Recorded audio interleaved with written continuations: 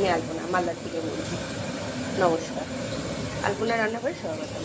আজ আমি কী রান্না করবো? আজ রান্না করবো বেগুনের সর্ষে পোস্ত বাটা। সর্ষে পোস্ত করবো।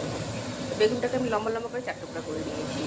চলুন বেগুনটাকে ভালো করে আমি এখানে তেল গরম হয়ে গেছে ভালো করে ভেজে নেবো। ডিম, সর্ষে আর পোস্ত আর কাঁচা লঙ্কা আর কিছু দেবো না, এবারে আমি পেস্ট করে বেগুনটাকে লাল করে ভেজে নিলাম। এবার এর মধ্যে কালো জিরা আর শুকনো লঙ্কা সম্বাদ দিই। যেহেতু সর্ষে পোস্ত ওই জন্য আমি তেলের মধ্যে হলুদটা দিয়ে দিলাম, এত গন্ধ দেবো। এবার মশলাটা দিয়ে দিলাম, স্বাদ মতো লবণ, একটু চিনি দিয়েছি আর পরিমাণ মতো হলুদ দিয়ে এবার পেস্টটাকে মশলাটাকে ভালো করে কষে নিলাম। কষে নিয়ে বেগুনটা দিয়ে দিলাম। এখানে আমার পোস্তটা আর সর্ষেটা ভাজা হয়ে গেল। এইবার জল দিয়ে দেবো, যাতে বেগুনের মধ্যে যতটা জল মানে ঢুকিয়ে লবণ হলুদটা খেয়াল যাতে জল এটা বেগুনটা এবার আমি দিয়ে দেবো। বেগুনটা আমার গোটা গোটাই থাকবে, গোটা গোটাই রাখতে হবে। পোস্ত বেগুনটা আমার হয়ে গেছে, এবার আমি নামিয়ে দেবো।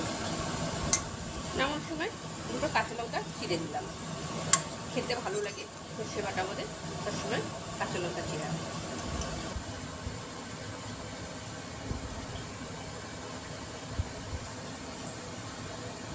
বেগুনের সর্ষে পোস্ত বাটা খুবই সুন্দর লাগে খেতে। এটা গরম ভাতে খুবই ভালো লাগে। একবার রান্না করে খেয়ে দেখবেন, খেয়ে কমেন্ট করে জানাবেন কেমন হয়েছে। আর আমি যাই রান্না করি না কেন দুজনের জন্য, একটা আমার কর্তা খেয়ে চলে গেছে ডিউটি, তা এখন আমি একাই, তার জন্য আপনাদের যতজন লোক খাবে সেই আঞ্জাতে রান্না করবেন।